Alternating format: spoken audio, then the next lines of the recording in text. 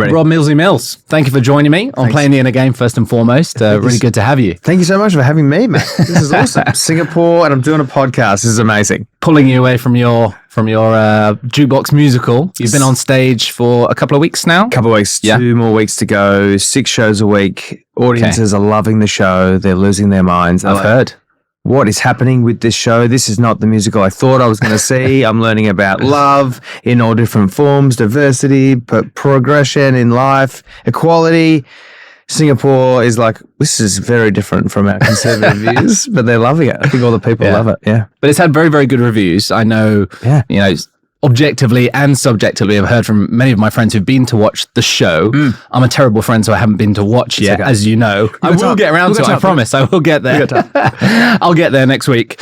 But I mean, what are your first impressions of kind of performing in Singapore, and what does this musical mean to you before we dive into kind of, where I want to take this conversation, but before we get there, what does this show mean to you personally?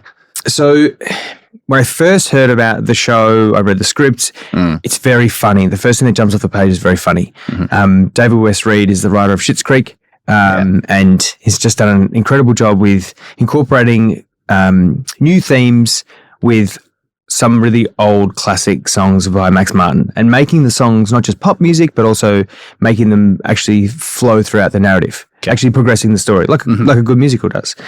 Sort of my first impressions were, oh, wow, what a really great way to showcase all forms of love.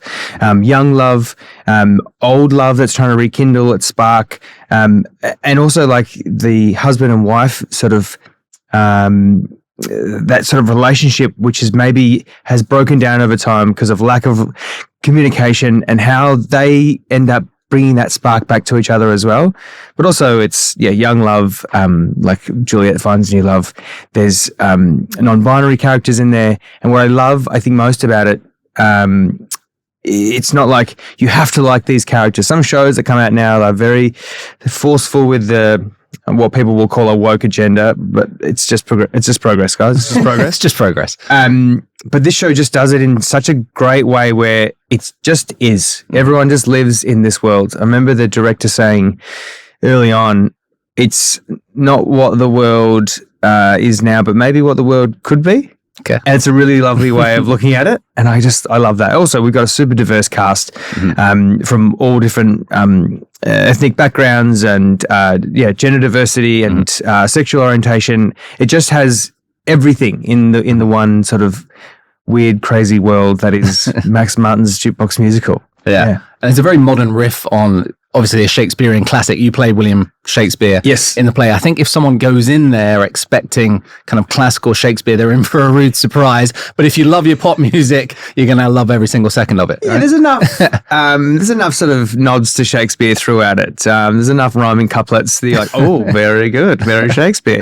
I love the way that it's rewritten by Shakespeare and his wife Anne Hathaway throughout the play. So we are basically narrating or rewriting the show as we go along. So you as the audience are like, oh, I wonder what's next. And also, we don't know what's next. We're writing it as we go. So as an audience member, I think you're like, oh, it's super fun. And one of the things I love about it is that it's his wife that's doing quite a lot of the writing as well, because at the very beginning, I can swear on this podcast. Oh, absolutely. That she says, fire away.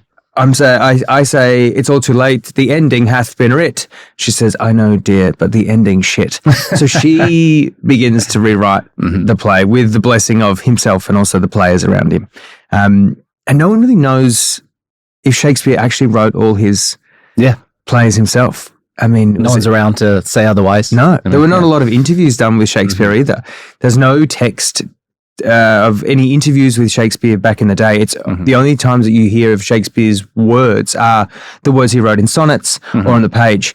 So look, there's rumors going around that, I'm not saying just rumors from like high school rumors, but like actual historians have said this, that, there were women and other players that were helping him write the stuff. Perhaps it was a team effort. Perhaps it was more of a team effort than just his stuff. But let's not take away the fact he's a goddamn genius, and started that, his own theatre company and theatres all around London. So he's still incredible, and it feels feels great to be holding the quill like a Shakespeare. Absolutely. Well, that's obviously the main reason you're here in Singapore and in this podcast studio with me. So thank you for making some time. But before we kind of even met, we only met a couple of weeks ago through a good mutual friend, Torin. Yeah. And so we'll give a little shout out to Torin for the introduction. Thanks, mate. Cheers, mate. What I love about you is that when we were having a conversation, it was very, very natural. At no point did you try to insert your ego or your past achievements into any part of the conversation. It's huge. It's enormous. I've learned since. But in the moment, I was very impressed. I would kind of say something off the cuff, and unlike a lot of conversations I have in the business world where it seems to be this kind of infinite pissing contest back and forth about who has the slightly bigger achievement or more interesting CV, you kind of just neglected to mention anything that you've done with regards to Neighbours, The Celebrity Apprentice, Australian Idol. I don't think we talked about it. We just talked about, we just kind of went straight into the deep end. Right? Well, we just talked about life. And, but also, your hometown. I'm inquisitive and interested to learn. I think as you go through life, you should just remain inquisitive and ask more questions. I still feel like, I don't ask enough questions. I need to definitely ask more questions, but that's how I've always kind of lived my life. And also, I've got 2 older brothers, so I'm not good at big noting myself. I grew up in a team sports environment, so musical theatre, acting, all that sort of stuff really came later in life. So I was like a wingman or a back flanker playing football, was never the star player. So I know just to play my role, and I think even in a musical when I'm in it now, that's just how I see my life. I don't see myself as the alpha type or the having to big note myself in situations. I'm just part of the team. Yeah. I'm a cog in the big machine. That's kind of how I like to, live my life as well. It's done me pretty well so far. I think it's a good way to move through the world, and it's something that always strikes me. I notice it when people do move through the world in that way with curiosity and they lead that way. I guess for someone who does feel quite comfortable and happy taking a back seat to be thrust into the limelight the way you were 20 years ago. I think it's 2003 with the very first season of Australian Idol. You burst onto the small screen and fame all across Australia, right? We have to remember, going back, we're revealing our age here. Oh, yeah. That things like Big Brother were just starting off, right? Pop Idol, Australian Idol, just starting off. I think the first series of Australian Idol, 2003, the first Big Brother was the year before. I think in London, it was like maybe 2 years before that. Yeah. American Idol had only been out 1 year as well. Yeah. So these are all it's all super new at the time, right? Yep, absolutely. Yeah. Brand new, and no one really knew. I don't think even the producers that were producing the show knew how to produce it or what it was going to do or how it was going to be received. So, we were all typecast as certain archetypes, certain type of people to... I was, the boy next door kind of rock and roll-ish kid. I don't know. Then there's the young girl trying to find her voice. Then there was this country boy. There was a couple of country guys. There was the guy Sebastian with the guy with the fro, this religious guy. He's amazing. But all these different sort of types, and I sort of just fit in with, all right, okay, so I'm the guy next door just trying to fit in. I'll just do that role for you. Yeah. But you made it to the final, and you obviously got a record deal off the back of it, even though you didn't win the show. How was that transition from, relative obscurity, just being the boy next door, to then being thrust into all these appearances on stage, doing the Idol tour across the country? How does one kind of adapt and react to that sudden level of recognizability, right? As you walk through the streets and people are shouting your name, Millsy, and you have no idea who these people are. You're just a 21-year-old kid, right? Yeah, it was not ideal for someone who didn't really have a great sense of self. I talk about this in the book, that you can have great self-confidence, but if you don't have any self-worth, that it's sort of, you can fake your self-confidence. And I think I was faking my self-confidence. I was quite confident on stage. I'd worked in pubs for years, like 3 years before I did Idol. So singing and performing was, it's something that I just did every weekend. Yeah. Instead of singing 30 songs a night, I just had to sing one song a week. And really it was like half a song. But being thrust into I had, 100 or 200 people at the pub recognize me. Yeah, Millsy, play me this song. Play something we all know. I didn't really like it at all. I got panic attacks when we did appearances at like shopping centers. Yeah. So many people were coming up I've learned that I'm quite extroverted, so I get my energy from outside sources, whether it's music or people.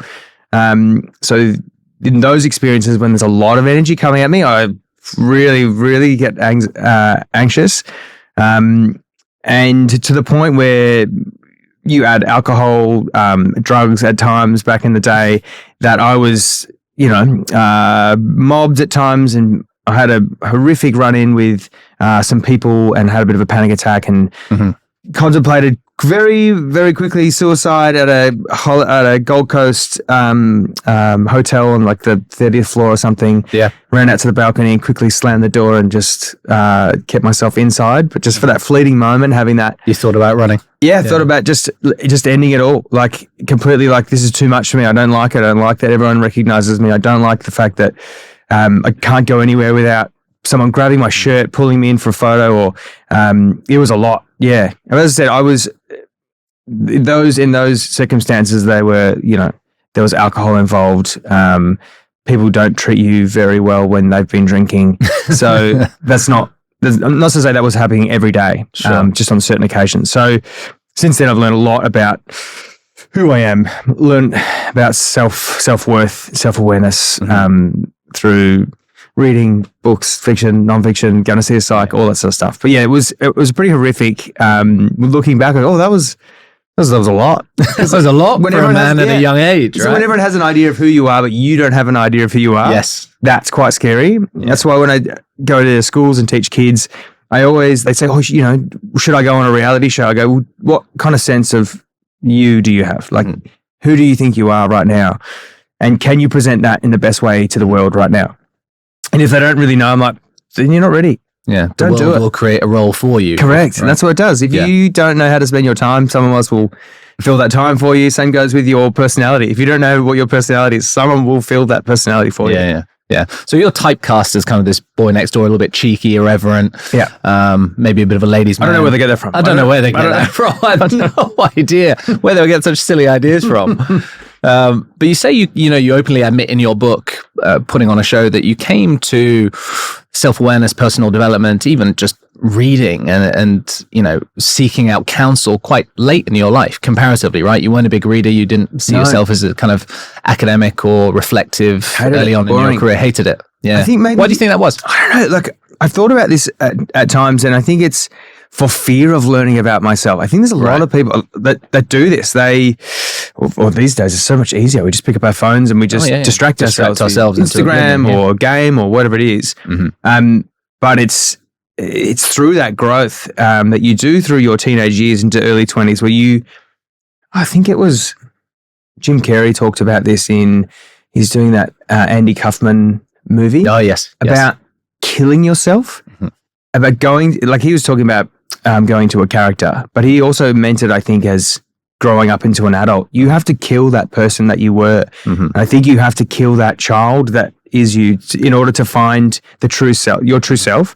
And kill yourself is, it's a metaphor. Death of the ego. Death of the ego, basically. Yeah. And you have to learn about all the things that you don't like about yourself. So I think a lot of people just keep distracting themselves with gambling, drinking, gaming, whatever it is, in order to not feel all those things that they don't like about themselves. Yeah. Mate, we still do it. It's so easy to do. It's so easy. It's so easy to do. But instead of like, actually addressing it and not hating yourself for it, be like, I do that thing. That's pretty annoying. And that must be very annoying for people. How can I get better? How can I get better at it? Yeah. Sure. How can I leave that person behind, and how can I grow from this place that I'm at now? But that, as I said, didn't come till years later, but I think it just came from like, I feel very sad. Why am I sad? Sadness is is a part of your life, right? You should always. Yeah, life has seasons. Correct. Yeah. Absolutely. You feel sadness for when you're grieving, or you see something sad happen, or something bad happens to a friend or your family members. You should definitely feel sadness. If you don't, you're probably a psychopath. If you don't probably get checked out, guys. Definitely get that looked at. But I was feeling sad more often than not. And I was like, why is this happening? The ratio seems off. Yeah, the ratio is a bit off. Turns out alcohol is a depressant, and so are drugs, and so are just you not knowing who you are is also a depressant. I don't think that's scientific, but you know what I mean? Yeah, sure. Cause and effect. Yeah. So you've obviously had this panic attack, you've had this contemplation of suicide and come quite close. Was there a turning point, a specific turning point or inflection point, do you think, in your life? Or was it perhaps that moment that you found musical theatre? Did that help in terms of giving you direction and identity and something to channel your creative energy towards? What was it? Or was it kind of an accretive struggle through the mud and you got there, swing by swing? I think there's a bit of everything. I think we're always searching for some kind of purpose. If your job and your love can align, like that is, I mean, that's the key. That is the dream for a great work ethic, for a great life, I think. And I happened to stumble into musical theatre by auditioning for Grease the Arena Spectacular. John Farnham, Magda Szubanski, a bunch of incredible, like super talented A-lister performers, and also all these musical theatre dancer, singer, actor types. And I met at them all and I was like, you guys are amazing. They also had this incredible party ethic. I was like, oh, I've got this party ethic. I like you guys, but they also had this work ethic that I did not have. Okay. So, and I thought in order to gain their respect and trust, I will work really hard on my work ethic so I can show that I can also party, but I can also work really hard. So that's how you gain the respect of the people. And then I heard about these shows called Wicked and We Will Rock You. I went over to the West End and saw them over there. And I just fell in love with the fact that musical theatre wasn't just Sondheim and Rodgers and Hammerstein and Oh, What a Beautiful Morning. It was like new age rock, pop, contemporary music. And I went, I could do this. Yeah. I mean, I can't dance very well. My acting needs a lot of work. So when I got back to Australia, I took dance lessons, acting lessons, singing lessons, and vowed to be a part of Wicked the musical. So yeah, that was... I was going to ask, because you obviously had a great voice. Anyone who's on YouTube can type, Rob Mills, Angels. I think it was okay. Mate, you had a great voice for age. I think it was okay, but I think it's gotten better because I've learned how to properly use it. Control it, yeah. But I would say that was the turning point though, of finding musical theatre. I was like, I can do this. I'm good at this. And I love it. I really love it. I love being part. It ticks the boxes of being in a team. So if I can't be an AFL football player, I'll be in a team of musical theatre performers. Yeah. Also, the good thing about musical theatre is we never lose a game. At the end of every show, people go, very good, very good. Impossible to lose. Yeah. Maybe a scathing review from time to time. You can die on stage. By the reviews. Yeah. Speaking of reviews, I love the title of your one-man cabaret show, Surprisingly Good. Was it Rob Mills is Surprisingly Good? Yeah. Which I loved. I just thought it was very self-deprecating, very clever to kind of name your show, that you kept getting these reviews like, oh yeah, he's surprisingly good. I don't know why I thought he'd be any good, but he was not bad. Right? It was happening. Tell me about that show. It was happening for quite some time in shows that I'd done Wicked, the last 5 years, Legally Blonde, Grease. Yeah. I'd done all these successful, hugely successful shows, great shows, and I was getting all these reviews of and Rob Mills surprisingly good. So I started to ponder, when will it just be Rob Mills is good? Yeah. Or am I perpetuating this with my sort of attitude of I don't take myself seriously, but everything I do, I take seriously. So can I change that mindset? Or is it an Australian thing where we just have a tall poppy syndrome kind of thing? Yes. Or how do we just get to the point in ourselves where we just own the fact that, yes, I am good enough? Explain the tall poppy syndrome for the non-Aussies, because I understand, but many won't.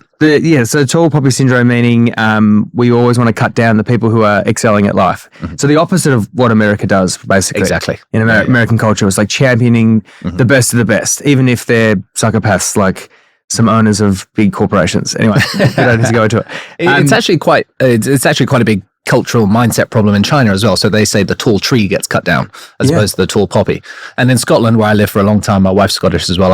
I guess the English too. Yeah, very much. It's very much, don't get too big for your boots, right? Yeah, but I think there's a way to have both. I think there is a way to remain grounded or humble, but also still within yourself to know that you are good enough and that you deserve to be where you are in the industry, I think it just takes time, and I think it's a real mindset shift that needs to happen across the world, that we just, I don't know, you don't have to brag about it, but you just know within yourself that you are, you're enough. Yeah, I deserve to be here. So the show sort of stemmed from that.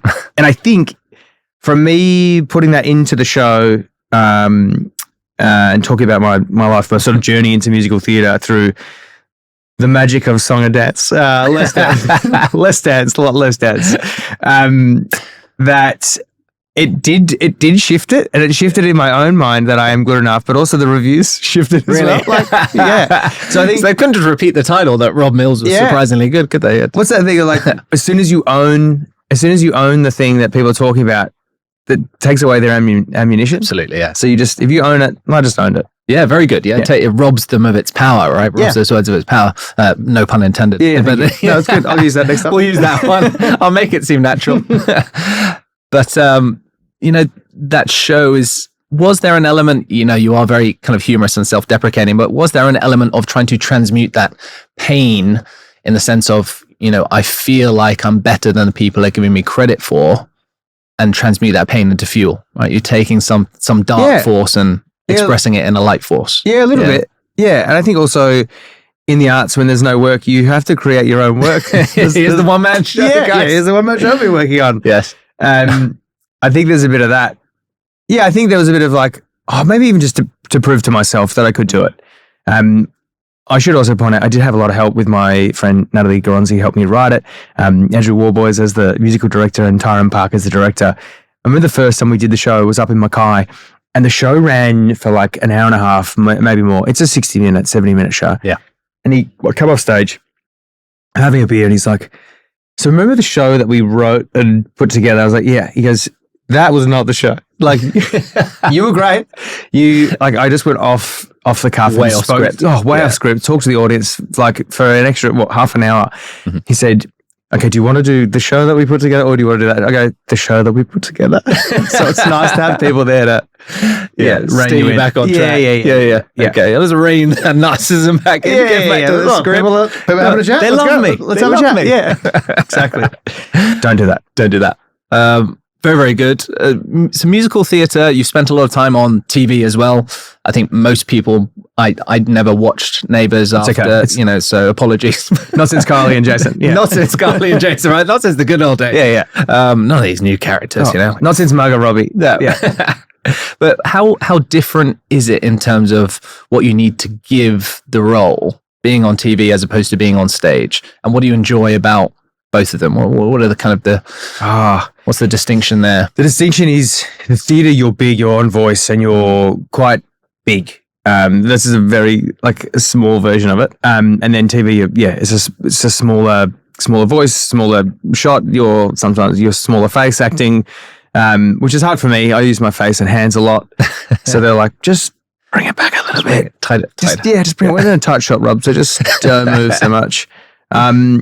I really loved working on Neighbours because it's so fast paced. You hear this time and time again that when Aussies go over to the States or to London to work on big films, they're like, oh, the Aussies they're very good, very well prepared. You're like, yeah, because we're shooting on Neighbours, it's the equivalent of 2 feature films in a week. Grueling shooting schedule, right? In a week. Yeah. Most feature films will shoot maybe 30 to 40 seconds a day, and we're shooting 2 feature films a week. It is insane the amount of dialogue that you have to learn. You're constantly learning in advance for the week after, plus you're learning the lines for the day that you're there. You're always flicking pages back and forth. You're on set, you're on location, and it's wild. It's so fast paced, but it's so much fun. You're learning from some incredible actors, you've got different directors every week, which I really, really love about that as well. You learn from great directors who have been either up and coming or old ones who've got so much knowledge that you can learn about TV, film, acting, and even just cinematography. Yeah. So the differences are just at the end of the show, in a theatre show, you very take well the done. Applause. Yeah. At the end of the scene, cut. Was it good? How was it? Crickets.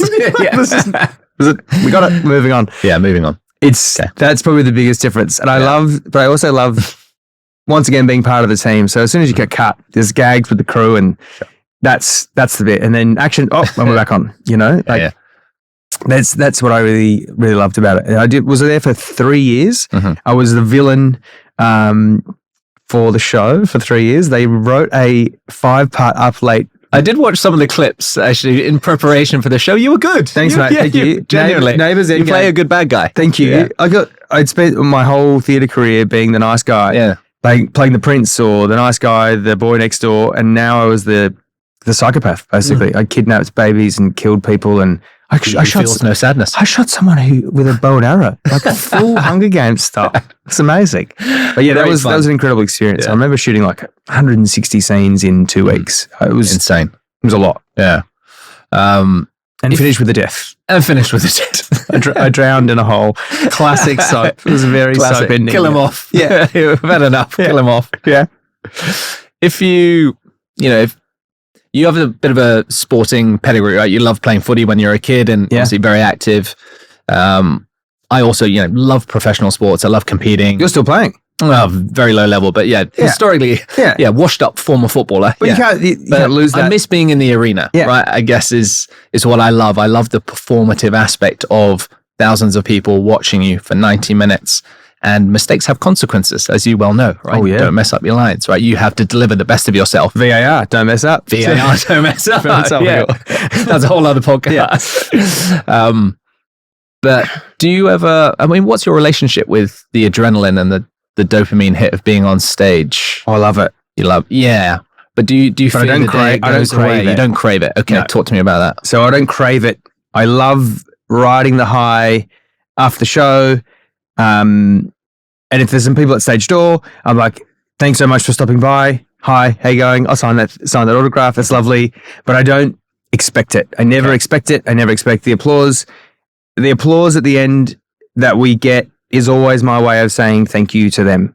In the bows, it's never like, oh, I was very good. For me, it's always like, thanks so much for coming. Thank you for spending your money. Thank you for taking time out of your day or night to come and see some art. Like, that's legitimate. It might sound a bit cliche and wanky, but that's how I feel about it. And as far as the dopamine is great. If you don't have a show for a few weeks, you're fine. You're okay. Fine. Yeah, I'll just do something else. Yeah. Yeah, I'll go have a kick of the footy or catch up with mates. But I do love it when I'm doing it. But I think I only love it when I'm doing something really great. And the show that I'm doing right now is something, like, I don't think I felt this way about a show since I did Wicked. Okay. Which is very formative for many reasons. Like, without Wicked, there is no Frozen. Without Frozen, there is generations of boys and girls growing up thinking there still needs to be a prince to save the day. Mm-hmm. So, like, this has the same kind of elements of, like, sitting in the zeitgeist of progression and diversity and equality. So I'm just proud to be a part of this production. Not saying I wasn't proud to be part of the others. Of course, yeah. But this one feels meaningful. I feel like I'm doing something. Also, there's heaps of gags, and I think I like feeling funny on stage, which is great. Yeah, so it's a perfect role. Way better than being the villain. I think, if we talk about the affection and the energy that you get from being on stage, that went missing for a lot of performers during COVID, and a lot of people suffered, right? Heavy withdrawal, and it was quite visceral and visual, the way that some celebrities and performers reacted negatively. You could almost see them spiral in real time. Yeah. As you kind of follow them online, and they were unable to do stand-up comedy, unable to do gigs.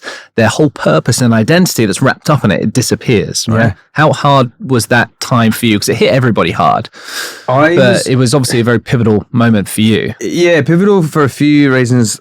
I was lucky enough, I pivoted into a job working for like an online home loan company. Mm-hmm. So started writing copy and creative ideas and marketing and ideas, just sitting in meetings basically on Zoom, shooting content ideas for this new brand. Mm-hmm. So I was pretty lucky to have a creative outlet. Have a creative outlet to make some stuff happen.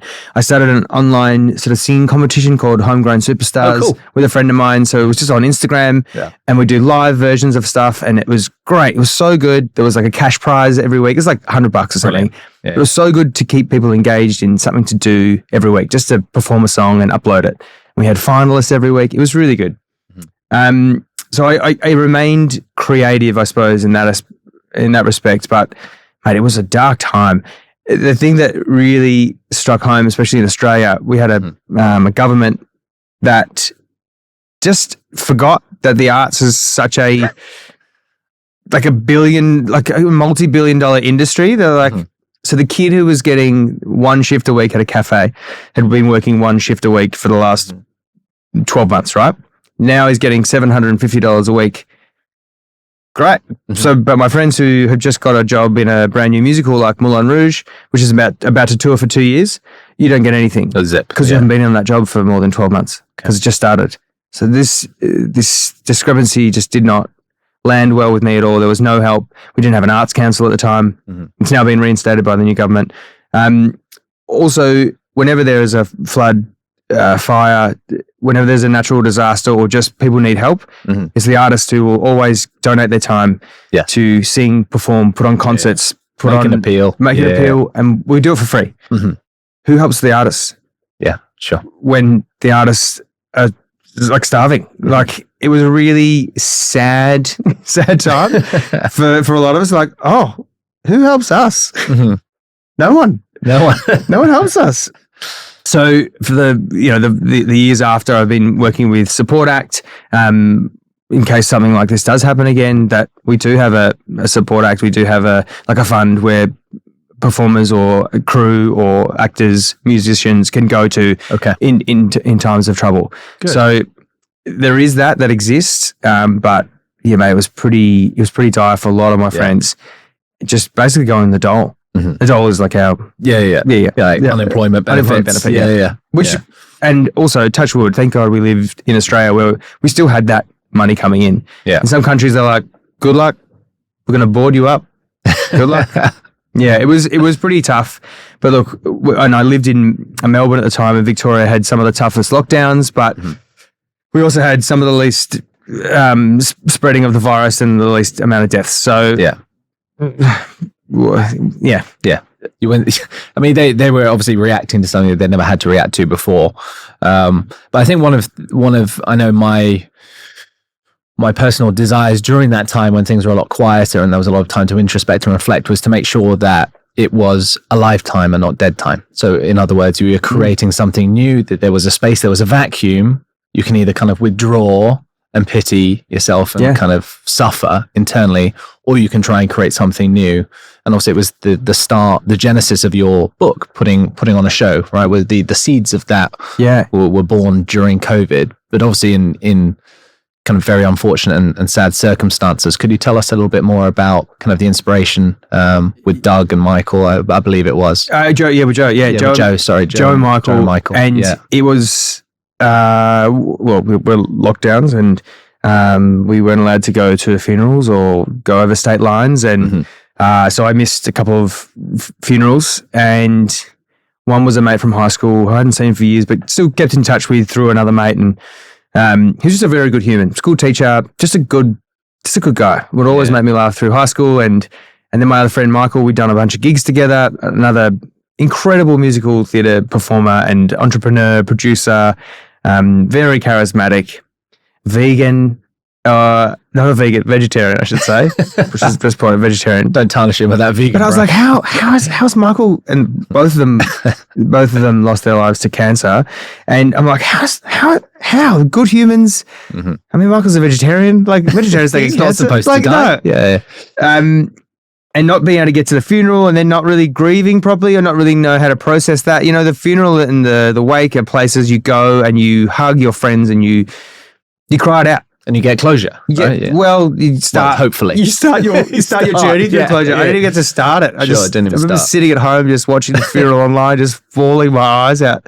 Yeah. It was horrific. And then you catch up next time that that we're open. We go to the pub and I'd smash a few beers and it just felt worse. I was like, I'm just drinking. I'm just covering all the stuff that I should be feeling right now. So I didn't really deal with it properly. So I was like, you know what? I'm going to write this out. So I wrote an article about the drinking and the sort of the loss, the grief, and how we don't really address these things as blokes as well as we probably could do.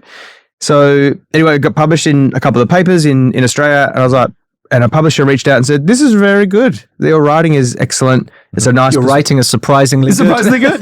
Yeah. Would you be interested in coming and talking about a book?" And I said, "Sure." I have so much free time. So absolutely. So yeah, I went in and we talked about, I've always been fascinated with identity, especially like we talk about tall poppy syndrome in Australia and the identity of countries. And I realized, that's too big a topic. But what about I just do identity of the Aussie man at this stage and how I see it and how my father's life and my grandfather's life and sort of the archetypes that existed through their lives and now where do they sit now? Who is the modern Aussie Day man, you know? Okay. And ended up interviewing a bunch of people. So the sort of the idea of it was Lee Sales had written a book called Any Ordinary Day. She interviewed a bunch of people who had gone through incredibly traumatic circumstances. Stuart Diver had lost his wife through the Thredbo landslide, which is a big mountain it's our biggest mountain in Australia, had lost his wife and interviewed him, had interviewed the people who'd gone through the Lint Cafe siege, which was a gunman that was in Sydney many years ago. She interviewed Walter Mikow, who had lost his wife and kids to the Port Arthur massacre. Anyway, all these interviews were so great, but also it was her reflecting on the interviews, and you were learning along with Lee. And I went, that's what I want. I want to learn more from all these interesting people that I've met either along the way or that I've seen on television that I feel like have something to say that aren't getting a platform that's big enough for them. Yeah. For something that I see as guys need a bit more understanding. Yeah. So yeah, people like Reverend Bill Cruz, who runs the Exodus Foundation, which is runs a soup kitchen, but also like houses people, homeless people, has done for like over 30 years. He's just such a wonderful man. My friend Kirk Docker, who has interviewed pretty much every type of Australian man known to man, with a show called You Can't Ask That. Okay. Watch this show. It's amazing. People like Tom Harkin, who does workshops for young boys in high schools, and also with big corporates as well. And he's a fascinating guy and one of the best facilitators that I know. So yeah, I interviewed a sexologist called Georgia Grace about sort of gender norms in the bedroom. There's so many wonderful, and also some professionals like psychiatrists and psychologists who really know the ins and outs of the modern day man and his struggles with his mental health and why he struggles and how he possibly can get better at being better blokes. Yeah. Well, I mean, I think there's a huge realization in the last few years, certainly that men, not that women don't suffer as well, but that men in particular seem to be quite bad at talking about their feelings, emotions. No surprise to anyone watching or listening to this, but bringing at least some normalcy to the fact that men can have a deep and meaningful conversation and be earnest with one's emotions, with one's feelings. Just not for too long. Can we then have a beer after? Yeah, exactly. Right? Yeah. We'll have a beer during, Or during, right? Yeah. It's funny because, I feel like anytime two males, anytime two men have a deep and meaningful conversation, there always at some point has to be some humor used to diffuse the tension in the arena, doesn't there? Yeah. And I think that serves a great purpose. It's cathartic. Yeah, which I think is totally fine. Yeah. We're not great at it. We don't learn it from a young age. I'm going to generalize. Women do it so much better than us. They do. They've done it from a younger age. It's encouraged. Where we're not really encouraged. I certainly wasn't encouraged to talk about my thoughts, feelings as a young kid. It's just like, you'll be right. Boys don't cry. Boys don't cry, all that stuff. Yeah, but boys do cry. But also, we cried heaps as kids. We fell over, we hurt ourselves. We hugged our parents. Our dad picked us up and hugged us, or maybe they didn't. No, my dad did. And why does that stop? Why does it have to stop? Why can't we still be vulnerable when we need to be vulnerable, but also be stoic when we need to be stoic? I think it's important to realize that you can be both. You don't have to just be the rock all the time. Sure. Because a rock is immovable. And everything passes by a rock if he's just stuck the whole time. But yeah, there's I had a great chat with Gus Warland, who runs a men's health charity called Gotcha for Life. And Gus talks about, he lost a very good friend to suicide. And it was one of the catalysts for him to start a charity, actually. And he just said, look, we're probably like 95% banter or 100% banter between blokes, which is fine. Banter is really good to connect people, and it's a way of building trust at times as well between blokes. But he goes, if we can just get it to like 5 or 10% of real chat. I mean, for me personally, I would rather like 15, 20, maybe 30% real chat. That's, I mean, it's a sliding scale. It's a sliding scale. But after that, I feel like as blokes, we get compassion fatigue more than fast than women maybe, or we just feel uncomfortable. So find a way to maybe start at 5% real chat with your mate, or find a place that is a comfortable place to go and have that chat. Maybe it's a walk, maybe it's just a walk with a coffee, or it's a bushwalk together, or a bike ride, or whatever it is. And if you're struggling to initiate these sort of conversations, share something of your own.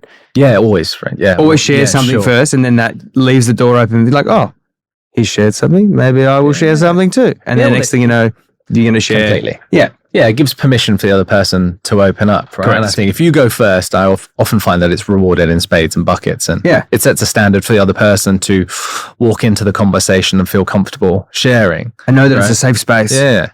Because we are constantly negging each other as blokes. It's fine. It's good fun. It's also, it's very good. But as I said, I still love it. I feel like it's part of it. It's part of the banter. It's part of the chat. But with my friends, I know that I've also got a safe space to talk to them away from all the other blokes, or maybe it's not on that day. Maybe it's, it's another time that I've got the other person alone. I'm actually having a one-to-one.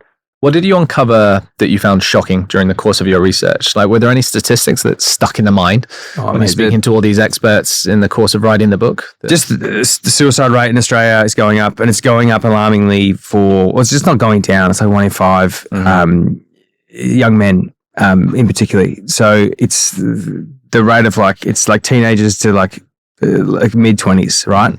And these are the most vulnerable guys. I said before about killing yourself, but killing off that part of you. I think they're actually killing themselves because they're not doing the work. They're not learning about how to be vulnerable, how to speak up about the things that they fear the most. So they're like, I have nowhere else to turn. You do. You've got friends. You've got counselors. There's so many avenues, so many hotlines. There's so many organizations out there to help you now. I think that's one of the reasons for writing the book as well, was like, hope this is just like another paver in the road to progression, right? Where if you read it, you're like, oh, Millsy's sharing his stuff. Maybe it's not so bad. Yeah, exactly. Maybe I can too. Maybe I can as well. That there's also like this rise of MGTOW, which is like men going their own way. These incels, these involuntary celibate men who are like hating women. It's not a huge amount of people, but it is on the rise, and it should be sort of, we need to be mindful of the fact that there are blokes out there that are just not enjoying women's company at all, or like blame women for taking their jobs or moving into their space. I think that is a really frightening thing, and that is just a way for, I don't know, other blokes to notice that, get around them, try and encourage better relationships with better relationships with women, with non-binary. Like, they just need help. They need better mentors. Correct. They need better role models. Right? Yeah, I think I was having a chat with someone who I respect very much the other day, and he just, we were talking about a young man that we both know, and he was kind of expressed some concern to me that he was drifting the wrong way, and he expressed that to me, and he was like, "Are you worried?" And I said, "I think he's just young. And I think he's just lost, and he's looking for role models. He's hunting for role models. And the algorithm has pushed him towards the wrong people online, and he's idolizing the wrong things and the wrong values. I don't think he's a bad person at all. Yeah. I just think he's 10 to 20 years younger than us, and he needs guidance. He needs help. He doesn't need real to feel help, not real just, help. Not just internet help. Correct. But you're right. Once that algorithm starts, you're stuck in that. Yeah, exactly. You're stuck in it, right? Once you start liking a couple of the wrong things, or not wrong things, right? Because that's subjective, but the views that are slightly outside of the Overton window of acceptability, then the algorithm will kind of push you into more extreme views that kind of consolidate and harden that viewpoint, right? It can be quite dangerous. So that's where having that fully developed sense of self will bail you out. But if you don't have it yet, Exactly, and that takes time to develop that yourself. Whether, as I said, with books or with help with a psychologist, psychiatrist, counselor, whatever it is, rabbi, whatever you feel is right for you. It's a strange space for young men now, where you're getting all of your information just from your phone and not from your elders or from those mentors. I talked about role models throughout the book and how important they are. How important they are for kids growing up, for parents. This is something I found really fascinating, was Stephen Baduff's book about raising men, raising boys, about the dad just being the guy who just basically keeps the child alive. Like, he can't be all the things. So make sure there are uncles or friends that can also encourage, whether it's sport or whether it's the arts or whether it's something creative or whether it's just encourage the other side, that it's not just about keeping the son alive, you know? It's so important and also to show your son what good relationships look like, good male to male relationships, so they can actually witness it. So it's not just, I think in Australia a lot of the time it's like, so when the blokes come over, they just drink. They just drink and take the piss out of each other, and that's all they do. And that's it. So that's all they'll see. But it's good for them to witness good behavior as well, like good adventures or whatever it is. Sure. I mean, as I said, I'm not a parent. This is from a book, so I cannot. But it's when I have children eventually, Georgie. Georgie, are you listening? Hopefully, I will be doing those same sort of lessons for my kids as well.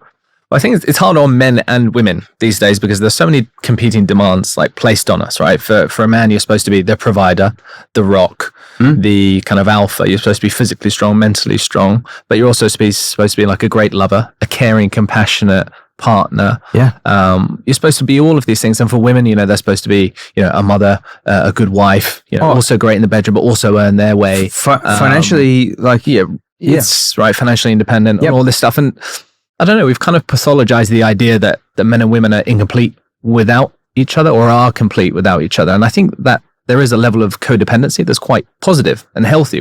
It's okay to have kind of different roles and support one another. And no one person can be everything to their partner, right? 100%. It's not possible. That is a really important factor. I think a lot of people break up because they're searching for that one person to tick all the boxes on their list. It's just not possible. I always like to use, there was a game that I played as a kid called Tony La Russa Baseball. And it was like, you could create your own player to play in the game. This is like mid-90s, so like it's very basic. But it was like batting, fielding, running, catching, and like X Factor, And you could choose, you had a certain amount of bars that you could, but you could never fill them all up. So you could only fill up, 3 for batting, 2 for, so by the end of it, it's some sort of like weird squiggly graph kind of thing, but like you could never fill it all the way up. So it just always reminded me like, you can't tick all the boxes with just the one person either. And it's unfair to expect that of them, right? That's why I think a lot of people break up, because they don't go and outsource it to for their friends or their family, their workmates or whatever it is. You need to get your stuff from your partner. But my psych talks about this a lot, about the sliding scale of like, this is independence, this is codependence, and it shifts in between you and your partner. It should always be a sliding scale. Sometimes you will definitely be more codependent. Other times you're super independent of each other. But I think if it's just one extreme or the other, it's very, very dangerous. It's a recipe for disaster. Yeah, absolutely. And I don't know about you, but I feel like in times gone by, and we shouldn't fall into this naturalistic fallacy where the good old days where everything was better and easier. Right? Remember working. Remember them? The good old days. Yeah. Right, the good old days. I think obviously it's dangerous to believe that everything was better, because clearly that's not the case. But I think blokes are still killing themselves back then as well. Yeah, they were, right? And women were deeply unhappy because they didn't get to fulfill all the dreams and fantasies that they had. Yeah. And now they can. But I think those existential questions around purpose, I think they were easier to answer for men hundreds or thousands of years ago. Like, who would you die for? Like, for what would you die for? Or like, what values would you be willing to die for? Before it was country, right? I'd be willing to die for the king or the queen. I would die for my kids. I would die to defend freedom of speech. Like, there were core values and people and principles that you would die for. And now it's just kind of, we're like living in this age of excess and Instagram and, everything. Principles are gone. Well, I'm not saying they're gone, but I think there's less value on them. Yeah, I think men are lacking purpose, and for me, when we were talking about sport earlier, sport is like a healthy outlet for men and women to express these kind of tribal instincts, channel our aggression. And what's amazing? What happens at the end of every kind of UFC or boxing match or football match? At the end, they've been slugging it out, punching each other in the face. The whistle goes. What do? Hug it out. They hug. Yeah. They embrace. Yeah. Right. It's still, I think it's the modern day, for a lot of people that go to church on Sundays, the sport has become the modern day church where people go and support their team or their gladiators or their, and they also feel a part of something. Yeah, it's where we can find connection, right? Exactly. Even as a fan to fan. Fan to fan. And even, I think Australia does it really well. Like there was record numbers at the MCG over the weekend at the AFL Grand Final. I think at the NRL Grand Final as well, record numbers like over 80, 90,000 people. The Women's World Cup was unreal as well. Women's World Cup, under. Yeah. Over 100,000 people turn up to see the Matildas in the first game. Like, insane. I think it's so important to have those those connections with fellow fans, fellow teammates. But in Australia, I think we do it really well. At the end of the game, we even shake hands with the opposition fans. I think in England, not so much. No, we don't. Not so much. England, not so much. I say that, but like there are videos still every year of like blokes punching on in the stands. You're like, there's no need for that. It is just a game. There is no need. Also, you have nothing to do with the outcome of this. Yeah, I always find that funny. But it's nice to feel connected to something and a shared community. You find that at concerts as well, and people find that at the theatre when they come see different shows, like singing en masse.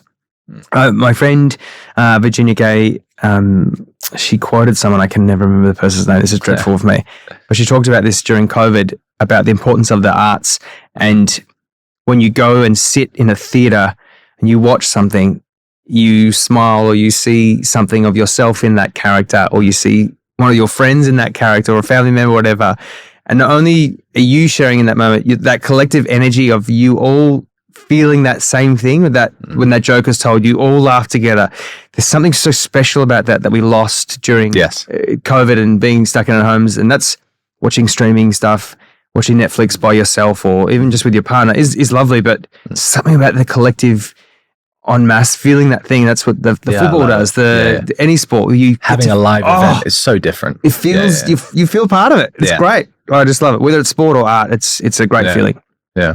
No, I think, again, that within the limited confines of this podcast, we're not going to solve for purpose, but on any grand scale. But I do think it's important to discuss, and that's a great way to do it through your book. I think it's been a wonderful vehicle for opening up deeper conversations. Not just between blokes, because I've read plenty of the reviews, and it's been very well received by lots of women as well, who think this is very important to read and to gift to their sons and brothers and husbands and everything else. A lot of women, they're like, I didn't know this about men. Like, you got a nothing room. You just sit in a nothing room? Yeah, we do. We sit in this nothing room. Like, we don't think about anything. There's a lot of time where blokes can just actually escape their brain and just sit in the nothing. I don't know why this is possible, but like... But we can. It can. It's bloody great. Yeah. And also like some of the women that wrote to me, it's like, this is a really good insight into the way that my husband is feeling, or maybe I will just go for a walk with him and see what happens. The amount of people that have said, I went for a drive with my husband the other day, it really works. We just started talking. He started talking to me because he's not sitting face to face. Yeah. When you say that in the book, don't you? If you just kind of walk together, not facing one another. You don't have the judgment. Up. Yeah. There's just something, your eyes are darting side to side. There's something scientific about your stream of consciousness seems to flow better when there's no eyes on you, not judging you. Yeah. I agree completely. Yeah. So long drives with your partner or a walk, it's the best thing that you can do. Yeah. You have to create the environment for someone to open up. Yeah. What was the key insight, if you can distill it so, do you think, or how did you change as a person from 2020 starting and ideating on the book to then 2022 you release it? Because writing a book is a force of it, to bring anything into the world is extremely difficult. But what was it about the process of the person you became, having interviewed all these experts, having done a deep dive into the archetypal Australian male mind? How had you changed, do you think? I realize that the archetype doesn't exist, and that's a really good thing. Of the Aussie bloke drinking in a vest. Because there's so many different. There's so many different versions. Exist. There's so many different versions of that bloke. He still exists. Macca, who I talked about in my book, he's very much exists. He's an ex-military sniper who hosts an outdoor camping show. Who lives in his big boots and has a huge goatee and wears an akubra all the time. The most fair income bloke I've ever met. I think I changed by trying to remain more inquisitive than ever, like to ask more questions. I think what I realized that it doesn't really matter what kind of, if I'm trying to be a bloke or trying to be this certain Aussie, I can just be me and that's enough. As long as Larry Moss said it many years ago, don't hurt yourself and don't hurt others. Like in every kind of your philosophy for life. So I'm like, oh yeah, that's a really wonderful insight. And yeah, just to know that there is no one male archetype in Australia, that they all exist. And also that's good. That's a good thing. It's a good thing. Yeah.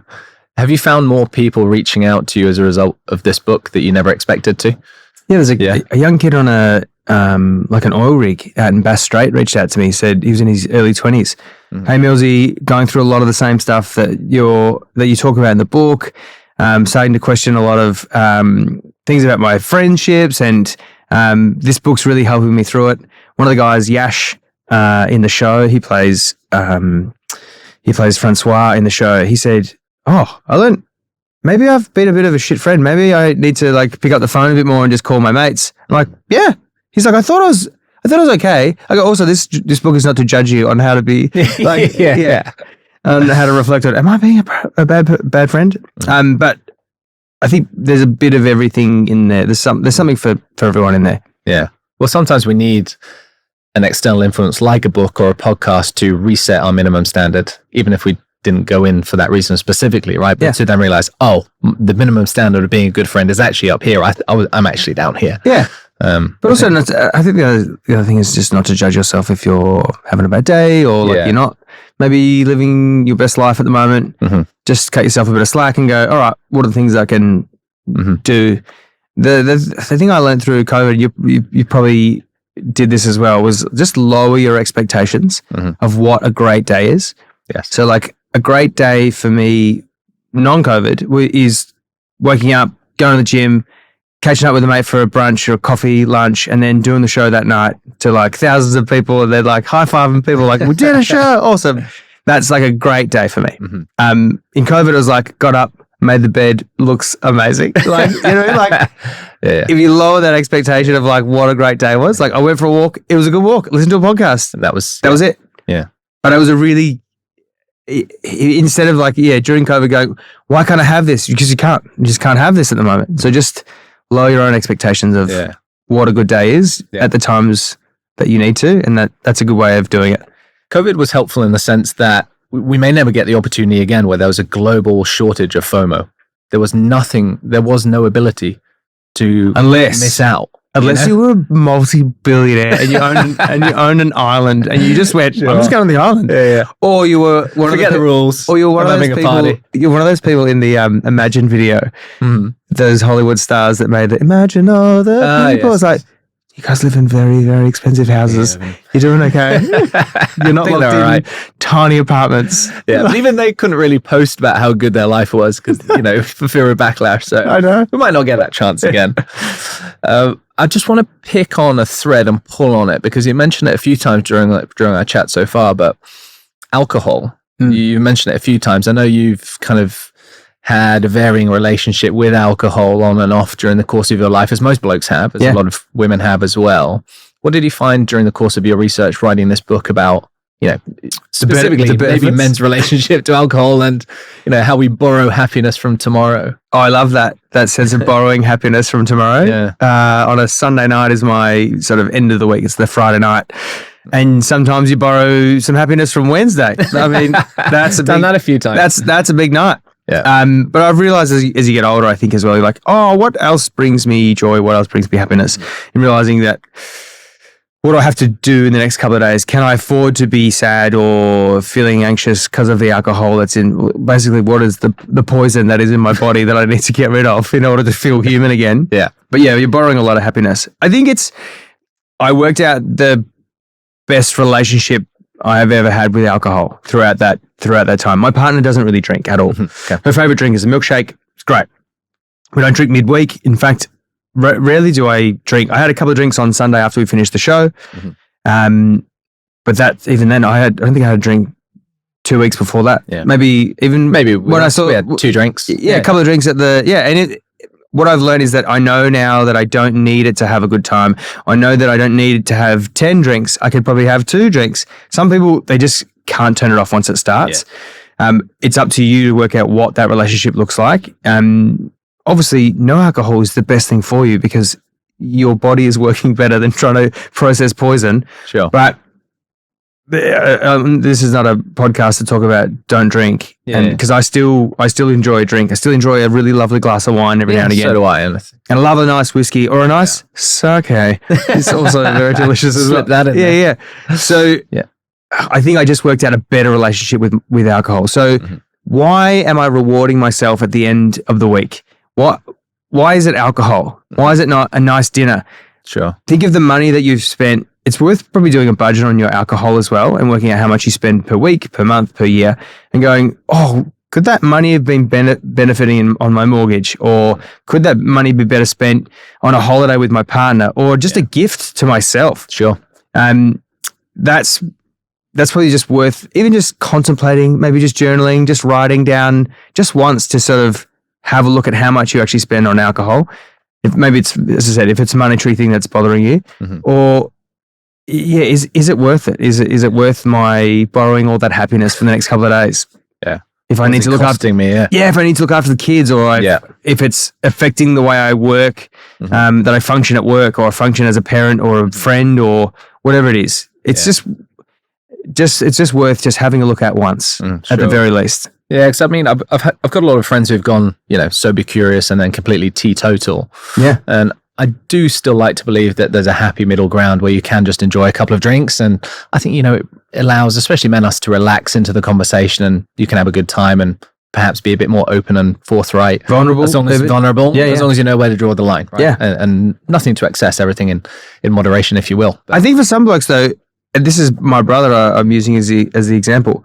He will not talk about anything really, unless it's like, he's getting better now as he gets a bit older. You read the book, he's getting better. Yeah, there was a time where he would call me the next day, goes, I cried a lot last night. I was drinking quite a lot. I don't remember what I said. I'm like, this is, okay, just have these chats when you're sober. So then you remember why you were sad and why you wanted to tell you. He goes, I think I told my friend that I really loved him and I missed him. I'm like, that's great. That's great. But you don't have to be drunk to tell your mate that. Like, sure. Yeah. Okay. Does he remember what you said? He goes, I don't think he remembers. I'm like, you need to tell him. Tell him that. Yeah. Due to COVID, or like you'd spend some time apart overseas or whatever. Like you missed him. That's okay. You can say that sober. It's all right to say that. And I know that's something that's very important to you. All right, about uttering the emotions that you're feeling and not keeping it to oneself. Right. Just the thing I've noticed, it can manifest in ailments in the body, in the mind.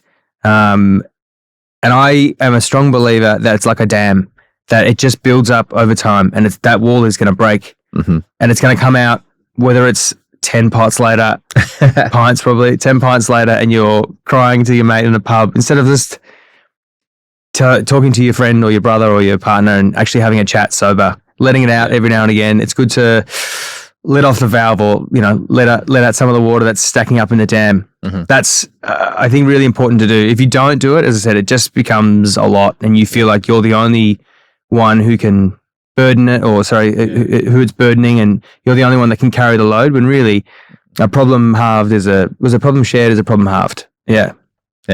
Well, to go back to your 20s, that dam burst on the 30th floor of a hotel room, having had a panic attack, didn't it? So it's you can't keep a lid on it for so long. Yeah, instead of just saying, "Hey, I don't think I'm really coping with everyone knowing who I am." Appearance today. Yeah, can we just take a day off? Yeah. Did you watch the Lewis Capaldi documentary, by the way, on Netflix? I did watch Lewis it. Capaldi? Yeah. What did you think of it? Fascinating. Amazing, wasn't it? Yeah. What did you take from it?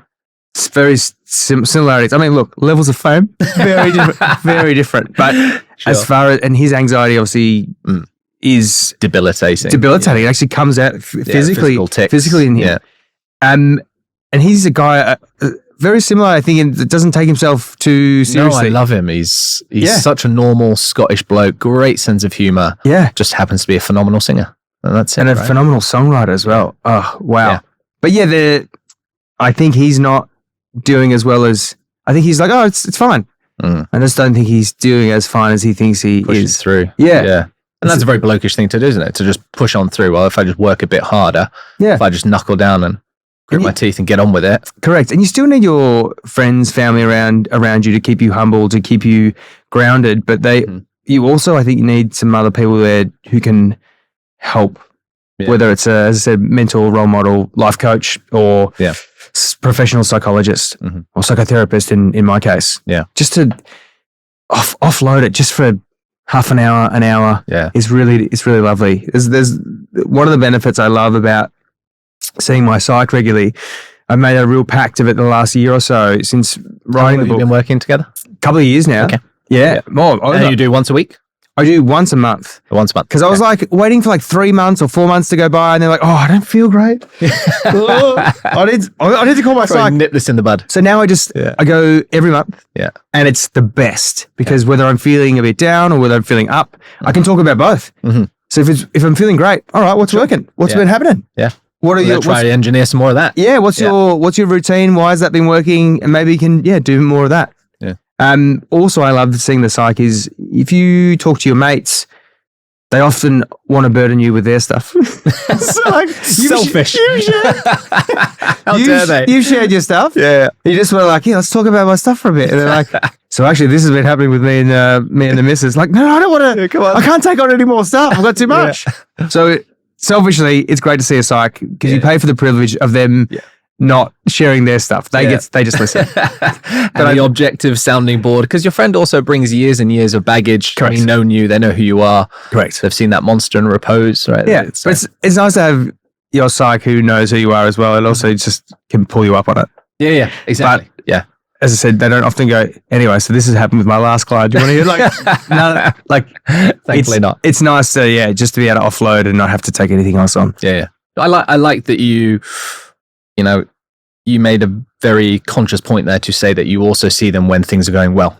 Yeah. Right? And you're having a great time because as I said, you can then reflect and analyze on why is my life so good right now? Why am I in a good spot? Yeah. How have I aligned myself with my interests, my passions, etc. And just let's try and engineer some more of that good stuff. I think it's important. Also, just trying to break down this stigma of going to see a psych or a counselor or whatever it is. Everyone's like, I'm not crazy. I don't need to see a psych. A lot of people do it in relationships. Yes. They're like, oh, we don't need relationship counseling. I'm like, why? Why not? Why not? Everyone needs a little bit of help. Everyone needs, how many marriages have you had? This is my first. All right. So you just know, what you're doing, do you? Yeah, sure. Why not go? There's no manual for this. There's no manual. So, go see someone who actually might be able to help. Also, I feel like they're a bit like a PT. Like, might not be the first one you see might not be the one for you. I saw a bunch of psychs until I met my psychotherapist, Paul. He's magnificent, and we just click really well. Got a really good, honest banter going on as well. But I think it's important to find the one that works for you, not the one you can lie to. There has to be chemistry, but the one that exactly comfort level, right? Correct. The one that you feel okay sharing your stuff with. Yes. I think for a lot of people, I've got mates that lie to their psychs.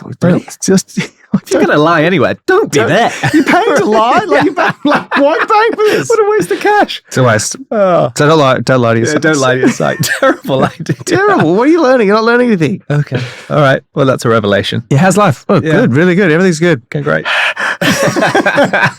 Don't lie to your psych. But even on a much, on a less, what's the word? On less kind of psychologically heavy level, I even notice it in the work that I do with the career coaching and the kind of executive coaching that I do with, oftentimes it'll be someone, we both do hosting live events, you on a bigger stage than I. But, you know, that's a skill, how to interview someone, how to give a good presentation. Sometimes people come for help with that. Other times they're at an inflection point in their career. They feel a bit lost, lacking purpose. And I can be that intellectual sounding board to help them just bounce some ideas around. Or just a good human sounding board. Listen. Yeah. Just listen. I think for a lot of people, it's just, they just need to be heard. Yeah, exactly. For blokes at times, they feel, they don't want to burden others with their thoughts or feelings because they fear maybe possibly the judgment. But also, I think a lot of it is they don't want to burden others with. I feel that very deeply, even myself. Yeah, with their stuff. You're like, sure, no, it's okay. So that's as a mate, you've just got to create the space. Be like, no, mate, share it. Yeah, because I guarantee you, one of your mates is feeling exactly the same way you are. And you're like, oh, you were feeling the same way? Yep, I was feeling exactly the same thing. But you won't know until you reach out and send that message, right? Yeah, and start that conversation. And the next time you catch up, you're like, you got that thing. You know, you connected over that thing. Yeah. Cool. You don't need to talk about it again, or maybe you do. Like, but it builds, it's the vulnerability that actually connects you closer. Yes. Than any banter can ever do. Yeah. The banter is good. But it's the vulnerable. We need it. But the vulnerable chat is the one that will actually connect you on a deeper level. Yeah, absolutely. I'm going to move into some more of the kind of principles and values based questions that I like to ask every guest. So just give a level of continuity to each podcast. So I always ask every guest: is there something incredibly memorable that someone has once said to them? Are there any words to live by? It could be a role model, a mentor, a parent. What sticks in your head? What goes round and round? I've got two. Yeah. One is from my stepdad. If you've read the book, we don't speak anymore. Still not a spoiler. An incredible mentor and role model in my life when I was younger. Not so much anymore. Sometimes you learn what not to do from your role models and mentors. So he said to me, if it is to be, it is up to me. Just meaning, don't wait for permission. Like, don't wait for a next project to come up or a job or that you're waiting for. Like, go and do it. Go and create it. Go and make it. Go and make the thing, which I think is wonderful. But also, you still do at times need team members or family or friends to help create that thing. But it is up to you ultimately to make that thing happen. And the other one is a little, a lot is better than a lot, a little. Just meaning like with guitar practice, it was my guitar teacher that said, if you practice 10 minutes a day throughout the week, that's like an hour, an hour and a bit. It's better than just doing an hour on a Sunday because you just done your 10 minutes every day. It's better for your brain. It's better for your... That stacks. Yeah, it stacks. There's a James Clear thing, is it? Yeah, the stacking? Yeah, the stacking, the compounding. Yeah, stacking, the habit, Yeah. So I like those two little ones. Also, there's the short, the succinct.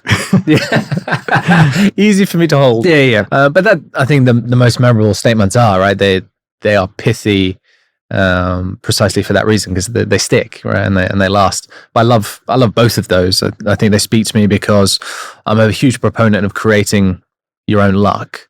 You can engineer opportunities. You can engineer serendipity by the way you move through the world. And you can't wait for someone to save you. No one's coming. No one's coming. Yeah. I mean, look, you can help create friendships and friendship groups to help you with that stuff. But when it comes to your passions and creative ideas, that's up to you to really drive that. I remember my stepdad saying to me, the more I practiced, the luckier I got. I just think that's that's a nice one as well. Like he was quite a good cricketer, and everyone said you're quite lucky to get into certain teams. And he's like, it's not luck, man. Yeah, I just practiced a lot. Yeah, I practiced more than you. That's why. Yeah. Michael Jordan was pretty good practicing. Yeah. I mean, to go back to the first one, if it is to be, it's up to me. What does that parallel universe look like where you never applied for Australian Idol? Oh, mate, I don't know. I think I would still find musical theatre or performing, or it'd be on some level. I don't know if it's the same level that I'm at now, but I think I'd still be performing or mentoring in some way. Possibly, maybe I've gone back to university to become a teacher to help kids. That's still, I think, and I'm performing in the high school. I'm always putting myself in the play. Yeah. Like a Mr. G type. Love that character. Yeah. Let's hope not. I like the way it's worked out now, but possibly that's a sliding doors moment for me. Yeah, huge, right? Who pushed you actually to apply? Did you apply? No, it was a friend from high school. She was in the year above me. And she put your name in the ring. She just heard about it. She's like, "You definitely need to audition for this." She'd heard about it, the American one. Yeah. And I was like, I don't know about this, but sure. I had auditioned for Pop Stars, which is a television show in Australia, maybe the year before that. Mm-hmm. And I didn't make it through because I couldn't dance. There's a cue dance? Absolutely not. Let's just make it about the voice, please. Yeah. So then Australian Idol came up the next year. Yeah. And I got through. Awesome. Top 5 is not bad. In the first year of still I think one of the most highest rating shows in Australian history. Has to be. It's bonkers. Yeah. Next question. What's the one principle, if you can distill it what's the one principle do you think that runs through everything that you do? What's the common thread between all these different hats that you've worn? Integrity. Like, I have a fear of fucking up. So when I get a job, or even when I get an audition, I think I do really well in the audition because I don't want to fuck it up. It's not so much I want the job, I just don't want to do a bad job when I'm there. So every time I'm there, I prepare for the audition. Every time I'm in the room, as I said, I don't sometimes take myself too seriously, but everything I do, I take seriously. So it's your work ethic and integrity. That's all you have really in this industry, especially in Australia, a very small musical theatre, entertainment industry. If you're a dick, no one wants to work with you. No one wants to hire you next time. Sure. I think you have longevity by being a good human. Mm-hmm. Yeah. So your integrity, doing the right thing, turning up on time. Yeah. At times. But turning up on time, being someone who is consistent, good at their job, and kind. They're the sort of, there's a few things there, sorry, but like they're the main ones that I kind of aspire to, and also just to enjoy the job. Or like it's fun. We are literally singing and dancing. Living the dream. My brother calls it crash. He goes, "How was crash today?" Supervised singing and dancing, which is funny, but also like, but maybe we are changing lives, and and in some way, I think we are with this one for sure. Yeah, but integrity is huge for me. Mm-hmm. I think having gone on Idol and having been seen as this kid who is just the boy next door and kind of a bit of a lad, bit of a lout kind of guy, I think I was like, I don't want that to be my identity at all. Like, I think that was part of that surprisingly good show. That was I need to show that I am the worker. I have a good work ethic. I want to get rid of all that surprisingly good kind of laddish kind of guy. Mm-hmm. And now I feel like I've earned that right to be he's good. He's really good. Yeah. No, you have earned it. You mentioned kindness as well.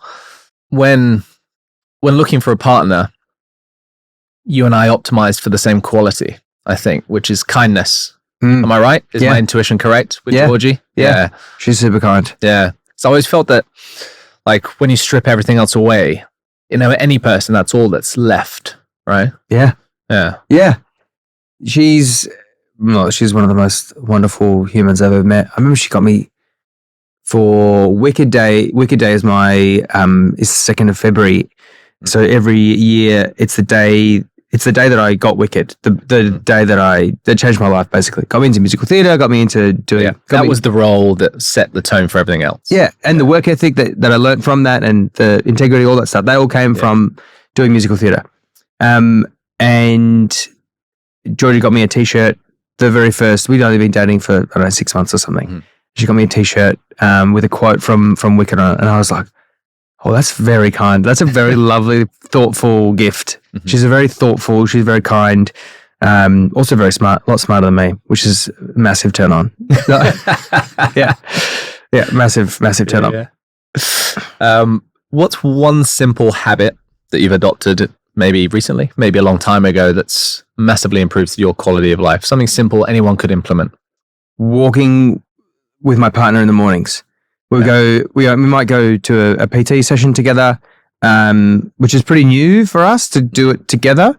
I would not recommend training with your partner, but with a PT, it's good because they're training us in different things. Mm-hmm.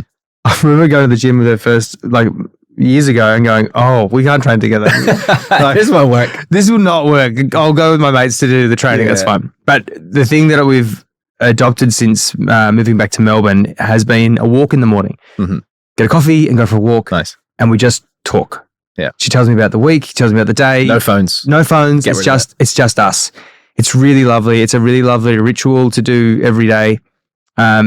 I highly recommend it if you've got a partner. If you've got the time, find the time to do that walk, even if it's for half an hour. At night time, if you've got kids and the kids are gone to bed, don't sit and watch Netflix or TV. Just do that half an hour. Mm-hmm. It's absolute game changer. Yeah. Because you get to say all the things. Mm-hmm. Like it's brilliant. Harder in winter, it's like cold, but like just rug up and you just go. Yeah. And since being here in Singapore, I have gone to the gym every single morning with a couple of guys from the cast, and that has, definitely helped as well. Like really hardcore kind of heart rate up kind of stuff, and then it's sort of that really sets the tone for the day as well. Yeah. So whether it's a walk with your partner or whether it's a gym session, any kind of sort of exercise, get your heart rate up a bit. Yeah, it's a great. You've won the day already. You've already won the day. Yeah. It's hard sometimes, as I said, in winter or sometimes in Singapore when it's hot. Yeah. But like, just go. It's so beneficial. Your serotonin gets a boost. You just feel great for the day. Yeah. What are you most proud of? I think finding the thing. And also, finding the thing, like finding musical theatre or finding my sort of place with my people or finding that I'm okay with who I am. Yeah, I think I'm proud of that. And also, I learnt that I'm not striving for more. Like I like my level of success. I love the life that I have. I'm comfortable and it's lovely. There's nothing in me that goes, oh, but if I just get to this next level and get to this next job, I'm here. I've done it. I'm doing shows across the world now. Like, this is it. I mean, if I get like a TV show or an American series or a movie, great. If that happens, it happens. But there's no that's not the barometer for my happiness. Yeah. I'm already here. Yeah. Like I'm quite content.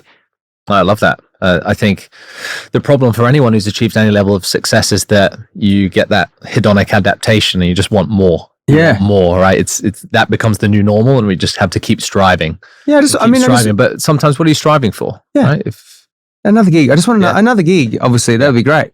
This one ends at the end of July next year, so like please hire me. No. we'll time the release. Yeah. But yeah, just another gig. I learned that contentment is not a dirty word. No, it's not. Absolutely not. I think for a lot of people, they're like, well, they equate it to settling. Yes. And they're different. Yes, that's what I think as well. Yeah. I'm quite content at the moment. Great. So maybe my last question is irrelevant, but I'll ask it anyway. I would be disappointed if ... Complete the sentence. I would be disappointed if Elon Musk doesn't punch Zuckerberg in the face. No, if it doesn't go to 3 rounds, people are not getting their money's worth. No, I'll be disappointed if we keep going the way we're going into narcissism with social media and me, and the Black Mirror approach of like everything is going to be judged on how many people like us, how many blue ticks have we got, how many 5-star ratings have we got, and if we don't have that, our societal capital, declines or increases just via someone's view of you. I think that is not a good way to look at the world. So I'd be disappointed if we keep sliding down into that narcissistic world. I hope, we put our phones down and start like seeing people It's a great way to connect, but I also think this is the best way to connect. It's always the best. Always the best. And thank you for giving me an hour or so where I didn't have to look at my phone once. It's nice, isn't it? It was glorious. It was glorious. You feel better for it? I feel better for it. It's there, but I didn't look at it. That's good. Rob, thank you so much for your time, mate. Where can my audience find out more about you? Where can they follow you on socials? What's the best handles to You can follow me at Rob Millsy Mills. Although I have not had it since being in Singapore. I've not been on it, and it's been great. I had a little social media detox while you've been doing and Juliet. I just wanted to experience Singapore for what it was and not be looking at my phone every day. So it's been wonderful, actually, as a tourist to not be uploading stuff as well. Hey, look where I am. Look what I'm doing. It just feels tiring. Yeah. It feels really good. But you can find me there. I'll be back on it at some stage. Cool. I do realize it is still a business tool. And you can see the show at Marina Bay Sands for a little bit longer, but then we're in Perth and then we're in Sydney. Okay, great. Yeah, awesome. It's an incredible show. As I said, the best show I've ever done. It's funny. You'll laugh, you'll cry, and you'll be dancing in your seats. I promise I'll go see it and be a good mate. I'll get you a ticket. I'll be a good mate. I'll get you a ticket. Cheers, mate. Thanks, mate. Thank you so much.